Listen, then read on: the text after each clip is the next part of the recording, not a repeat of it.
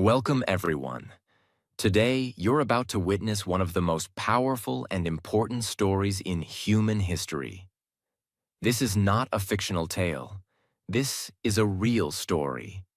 The story of a boy who was born into a world of bloodshed, betrayal, and broken empires.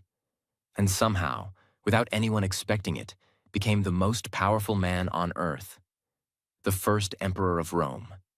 His name was Augustus. You may have heard of Julius Caesar.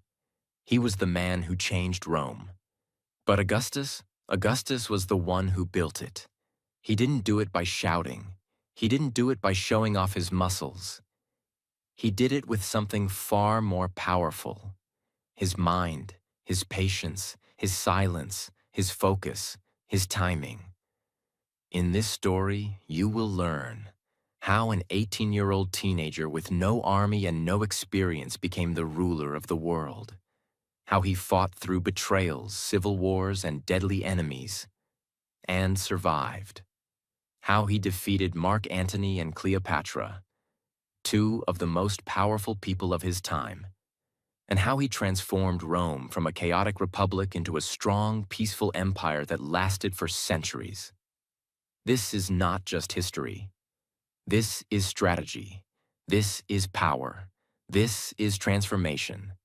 And if you're learning English, this story is perfect for you. Why? Because this video is written in very simple English, so you can understand every sentence.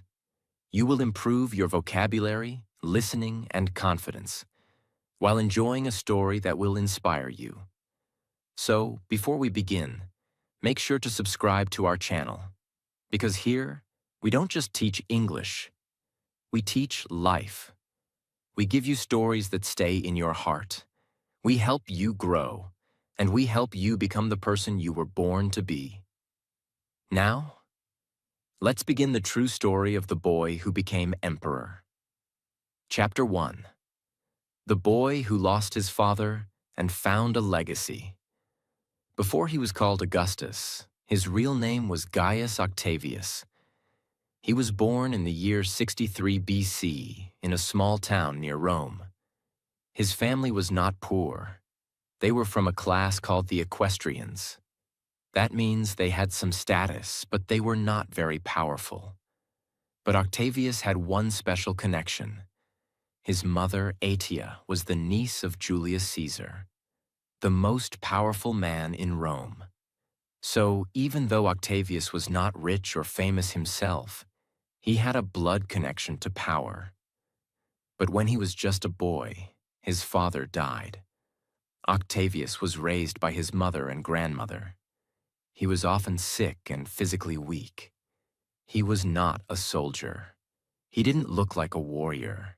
He didn't grow up with weapons. He grew up with books, teachers, and quiet thinking.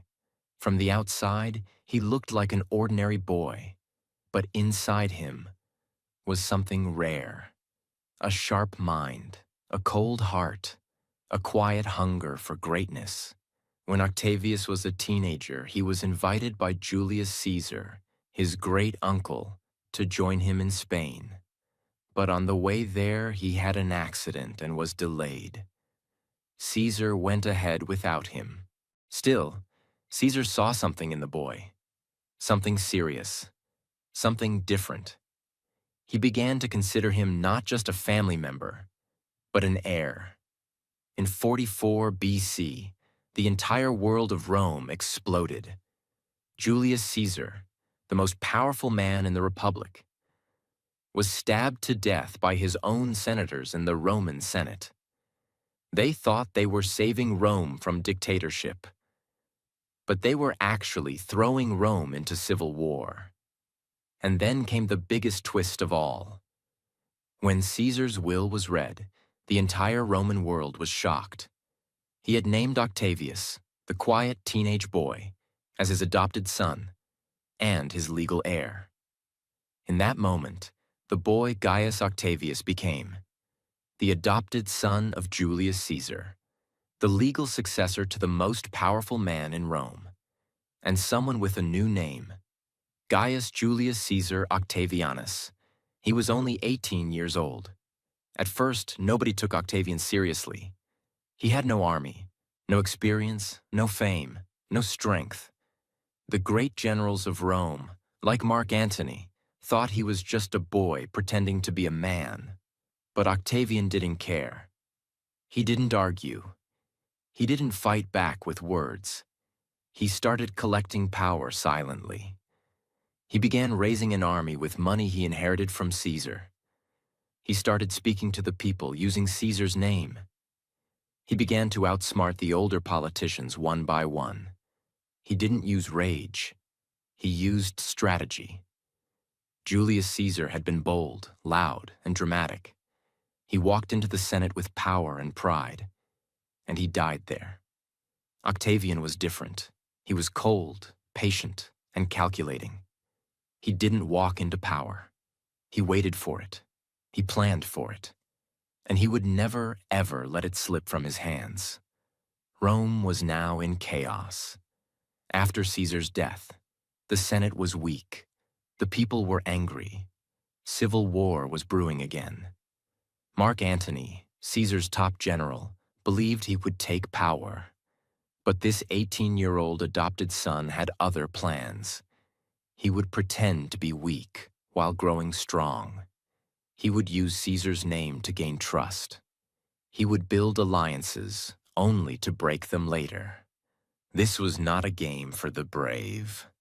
This was a game for the wise. Chapter 2. The Rise of a Political Killer. He was going to use something far more dangerous. His brain. He would enter Rome, not as a soldier, but as Caesar's heir. He would speak softly, promise peace, and smile in the faces of men who planned to destroy him. But behind that smile was something cold, something quiet, something deadly. One of the most dangerous men in Rome at that time was Mark Antony. He was older, stronger, more famous, and had fought wars for Caesar. After Caesar's death, Antony tried to take control of Rome by controlling Caesar's documents, land, and money. He didn't respect Octavian. He laughed at him. He ignored him. But Octavian had one thing Antony didn't: the name Caesar. And in Rome, that name had power over the people. So Octavian started using it. He gave money to the people, money that Caesar had promised in his will. He built an army using his inheritance. He spoke directly to the public, not the Senate.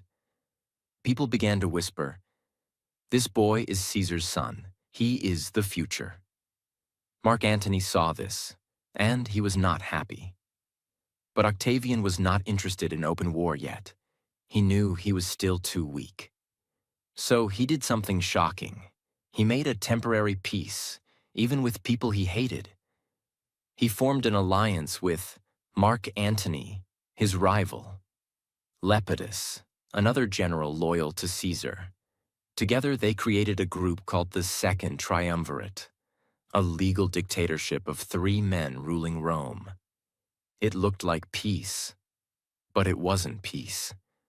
It was a cold, calculated decision by Octavian. He knew they would need each other to eliminate their enemies first. Now begins one of the darkest and most powerful parts of Augustus's rise. The Triumvirate published a list of names. These were enemies of Caesar and enemies of the new order. This list was called the Prescriptions. It was not just a list. It was a death sentence. Over 2,000 Roman citizens were declared enemies of the state. Senators, rich men, political enemies, even people who had personal conflicts with the triumvirs. If your name was on that list, you could be hunted, arrested, or killed, and your property would be taken. One of the most famous victims was Cicero, the great Roman speaker and philosopher. Cicero had spoken out against tyranny. He hated Caesar. He hated Antony, and Octavian had once shown respect to him. But now, the game had changed. Octavian allowed Cicero's name to stay on the list. Cicero was caught. He was killed. His head and hands were cut off and displayed in the forum. People understood the message. The boy had become a killer, and no one was safe. After the prescriptions, the triumvirate focused on their biggest enemies, the men who had killed Julius Caesar. Their names were Brutus and Cassius, the leaders of the conspiracy that had stabbed Caesar to death. They had escaped to the east, gathered armies, and prepared for war. So now the three rulers of Rome, Octavian, Antony, and Lepidus, prepared to march east and fight them. The final battle happened in Philippi in 42 BC. It was a massive and bloody battle. Mark Antony led most of the fighting, while Octavian was sick and weak during the campaign. But the result was clear. Brutus and Cassius were defeated. Both committed suicide after their loss. This was a major turning point. The killers of Julius Caesar were now dead. Octavian had avenged his father's death. And now, the war was not over. It was just changing shape. After the Battle of Philippi, there were only three rulers of Rome. 1. Octavian, now richer and more dangerous. 2.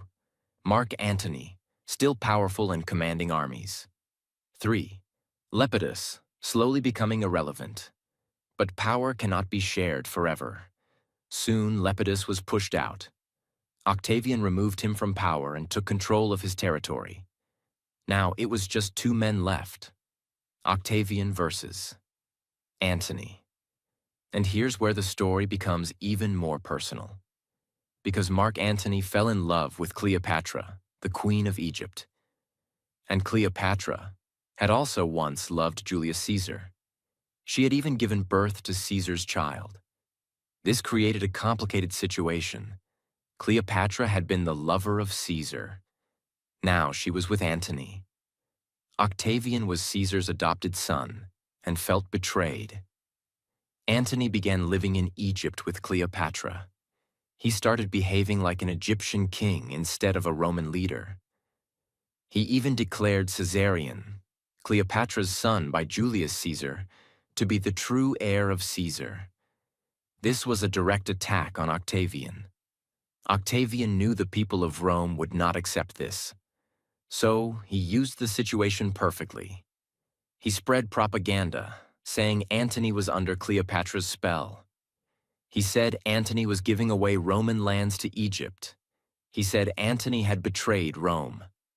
Soon, the Senate and the people began turning against Antony. Octavian had just one task left: destroy Antony and Cleopatra. But he wouldn't do it with politics anymore. Now it was time for war. Chapter 3. The fall of Antony and Cleopatra. And now, the final war between them was coming. It would not be a small war. It would be a war for the entire future of the Roman Empire. Who would rule the world? Cleopatra. To understand how serious this war was, we need to understand Cleopatra. Cleopatra was not just a queen. She was a powerful, intelligent, and clever ruler. She was beautiful and dangerous, and had once been the lover of Julius Caesar. With Caesar, she had a child, a boy named Caesarion. After Caesar's death, Cleopatra turned to another powerful Roman, Mark Antony. Together, Antony and Cleopatra ruled in the East. They acted like kings and queens. They wore Egyptian clothes. They held Egyptian-style ceremonies. They lived far away from Rome. And they became more Egyptian than Roman. This made many people in Rome angry and afraid. They thought Antony had turned his back on Rome. They believed Cleopatra had used her beauty and charm to control him. And this is where Octavian saw his opportunity. He would not just fight Antony. He would make the people believe that Antony had betrayed Rome. And Octavian, the son of Caesar, would now save it. Octavian understood something very important. People do not always follow strength. Sometimes they follow a story. So he began to tell a story, again and again, to the Roman people. Mark Antony has betrayed Rome. He lives in Egypt like a king. He follows Cleopatra, a foreign queen. He wants to give Roman lands to her and to Caesar's illegitimate child. He has forgotten who he is. He has forgotten us. I, Octavian, will protect Rome. This was smart. It was powerful. And most of all, it worked. People began to see Antony as a traitor. Octavian asked the Senate to remove Antony's power. He also made Caesarion look like a false heir, a threat to Rome.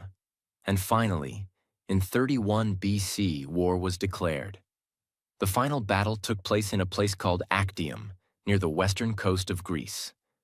On one side, Octavian's forces, led by his brilliant general Agrippa. A well-organized navy, powerful strategy, and clear command. On the other side, Mark Antony and Cleopatra, with ships from Egypt. A large navy, but divided leadership and low morale. The battle was difficult at first. The sea was full of warships. Both sides struggled.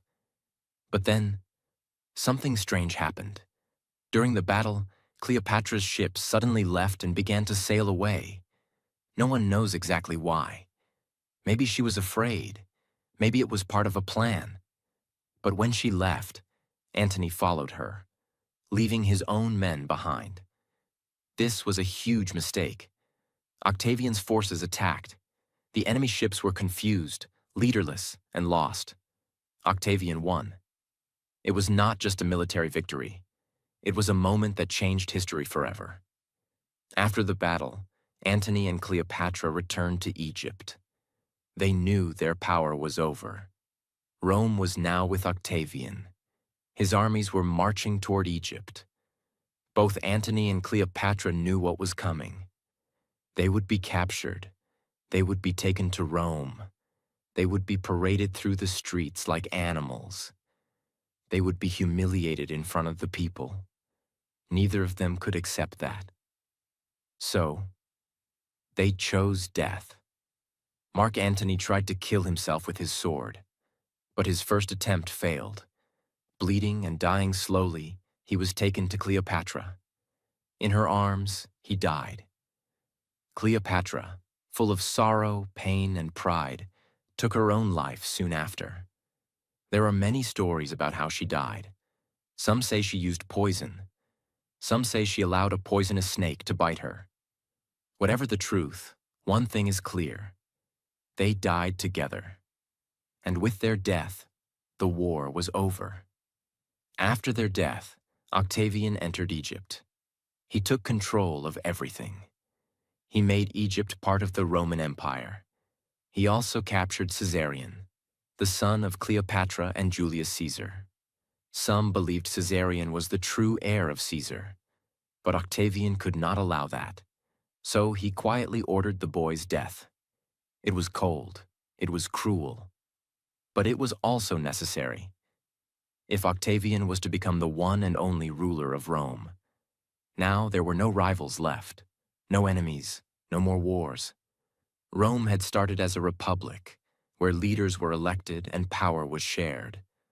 But after years of blood and civil war, the people were tired. They didn't want arguments in the Senate. They didn't want weak leaders. They wanted peace. They wanted order. They wanted one man who could lead them. Octavian gave them all of that. He did not call himself king. That word was hated in Rome. Instead, in the year 27 BC, he was given a new title by the Senate. Augustus, which means the honored one, the majestic one, or the great one. From that day forward, he was no longer just Octavian. He was Augustus, the first emperor of Rome. He became something Rome had never seen before. He had full control of the military. He controlled the Senate, even if they didn't realize it. He made laws, guided culture, reformed taxes, and created jobs. He built roads, repaired cities, and brought peace across the empire. And the people loved him for it. Even though he ruled like a king, he acted like a servant of the people. He was calm. He was quiet. He never shouted. He never needed to, because he had already won the game. After the deaths of Mark Antony and Cleopatra, and after the boy Caesarion was quietly removed, there were no enemies left. No more battles. No more rivals. No more wars. Octavian, now called Augustus, had complete control. He ruled the army. He controlled the Senate. He ruled the lands of Rome from west to east. The people respected him. The soldiers obeyed him. The Senate gave him honors. But here is what made Augustus different from all other powerful men before him. He did not destroy the government. He did not become a dictator. He did not wear a crown or call himself king. He did not show off. Instead, he made it look like nothing changed. But secretly, everything changed. The old Roman system was called a republic. In that system, power was shared between different people. But for years, the republic had been full of corruption, fighting, and civil war. The people were tired. The Senate was weak. The soldiers were loyal only to their generals. Augustus understood something important. If you want to keep power forever, don't make people afraid of you. Make them feel safe with you. So, in the year 27 BC, he made a great public speech. He told the Senate, "I give back all power to the Senate and the people of Rome. I don't want to rule alone." But that was not true. It was a trick. A smart trick. The Senate, surprised and emotional, replied, "No, Augustus, you are the only one who can save Rome. Please keep the power." And then they gave him a new name, Augustus, which means respected, great, sacred. It was not just a title. It was the beginning of something new. That day, the Roman Empire was born, and Augustus became its first emperor. But he still called himself princeps, which means first citizen, not king. This was his style. He ruled completely, but silently. He held power, but looked humble. He changed everything, but made it feel like nothing changed. For almost 100 years, Rome had suffered. Civil wars, betrayals, political murders, chaos and confusion. But now, under Augustus, peace came. This long period of peace was called the Pax Romana, which means Roman peace. For over 40 years, Augustus kept the empire safe and strong. People could travel across Rome without fear. Trade increased. Businesses grew. Farmers felt secure. The army protected the borders. Pirates were destroyed. Roads were built. People said, "Augustus gave us peace. Augustus gave us life." This was not just government. This was something deeper. He created order in a world that had been broken. One of the smartest things Augustus did was change the military system. In the old republic, soldiers were often loyal to their generals, not to the government. That's why there were so many civil wars. Soldiers followed whoever gave them money or promises. Augustus said, "This must stop." So he created a professional army, gave them regular pay, retirement benefits, and land, made the soldiers swear loyalty to him, not to any general. He also created a special personal army called the Praetorian Guard to protect himself and his family. This was important because many powerful leaders had been killed before. Augustus never forgot what happened to Julius Caesar. The city of Rome had been damaged by fires, wars, and poor planning. Augustus wanted to make Rome beautiful again. He said, "I found Rome a city of bricks. I leave it a city of marble." And he did. He built new temples, New public buildings, clean and safe roads, aqueducts, which brought clean water into the city, public baths and theaters, a postal system to send messages across the empire. He made Rome a capital that reflected the greatness of his empire. He gave more power to local governors in different parts of the empire. He made tax collection fairer and more organized. He started a census system to count the population and understand the needs of each area. He created new laws and rules for morality, encouraging family life, marriage, and discipline. He didn't just rule with force, he ruled with structure. People began to say, Augustus doesn't just control the empire, he built it. From the outside, Augustus looked perfect, a strong leader, a patient man, a builder of peace. But his personal life was not perfect. He married a woman named Livia, who was smart and politically wise. They stayed married for decades, but they never had a son together. Augustus had a daughter from an earlier marriage. Her name was Julia. Julia's life was difficult. She was forced into several political marriages. Augustus hoped that through Julia's husbands, he would find a strong heir. But Julia was not like him. She was social, free-spirited, and often in trouble. Eventually, Augustus became ashamed of her behavior and banished her from Rome. This was a painful decision. The emperor who ruled the world could not control his own daughter. As Augustus became older, he thought deeply about what would happen after he died. He wanted his empire to continue. He wanted peace to last. He didn't want another war to start after his death. So he started preparing. He adopted a young man named Tiberius, the son of his wife Livia, and made him the next in line. He trained him, gave him jobs, and slowly made him ready. Augustus also wrote down a list of his achievements, called the Res Gestae, so people would remember what he had done. It included all the temples he built, the lands he conquered, the peace he brought, and the lives he changed. He knew something very important. Even emperors die, but great actions live forever. In his lifetime, Augustus never claimed to be a god. But after his death, many people worshipped him as one. They built temples in his name. They called him the father of the nation.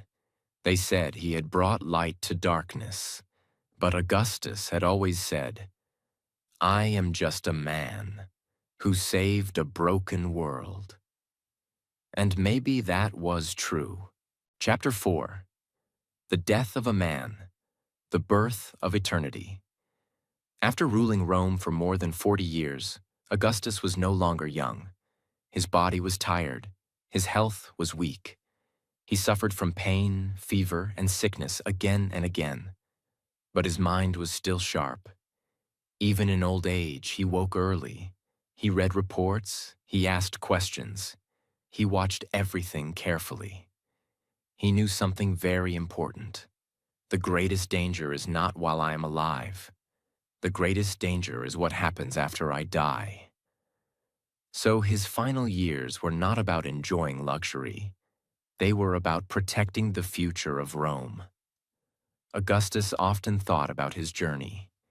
He remembered the weak, sick boy people laughed at, the 18-year-old who inherited enemies instead of power, the years of civil war, blood, and betrayal, the deaths of Antony and Cleopatra, the long peace he created, the city he rebuilt, the empire he stabilized.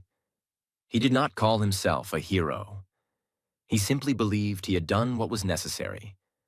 He once said, I found Rome broken. I leave it strong. That sentence described his entire life. The question of the heir.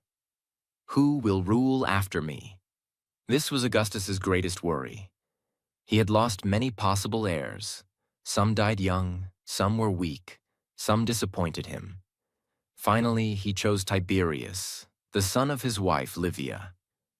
Tiberius was not charming. He was not loved by the people, but he was disciplined, experienced, and strong. Augustus slowly gave Tiberius more responsibility: military commands, political power, public authority. He wanted Rome to slowly accept Tiberius, not suddenly fear him. Augustus had learned this lesson from Julius Caesar's death. In the year 14 AD, Augustus was very old. He decided to travel one last time, not as a conqueror, but as a man returning home. He went to the town of Nola, the same place where his father had once died. His body was weak. He knew the end was near. But his mind was calm. He spoke to his friends. He spoke to his wife, Livia. He gave final advice to Tiberius. There was no panic, no fear, no regret. According to Roman writers, Augustus asked a strange but powerful question near the end of his life. He said, "If I have played my part well, applaud as I leave the stage." This sentence tells us everything about him. He saw life like a performance, a role that must be played carefully, seriously, and with purpose. And now, the performance was over. Augustus died peacefully in his bed, surrounded by people he trusted. This alone was rare. Most Roman leaders were murdered, were betrayed, were killed violently. But Augustus died in peace, because he had created peace. When news of his death reached Rome, the city fell silent. People cried in the streets. Soldiers lowered their heads. The Senate went into mourning. Why? Because for most Romans alive at that time, Augustus was the only ruler they had ever known. He was not just an emperor. He was the man who ended chaos, the man who brought stability, the man who gave them peace, roads, food, and safety. Rome had lost its father. After his death, the Senate made a decision. They declared Augustus a god. Temples were built in his name. Priests honored him. Festivals remembered him. But something even more powerful happened. His system survived. The empire did not collapse. The army stayed loyal. The borders held. The government continued. This was the true test. Many rulers conquer land. Very few build systems that survive them. Augustus did. Let's stop for a moment and understand why Augustus matters so much, even today. He did not rule by fear.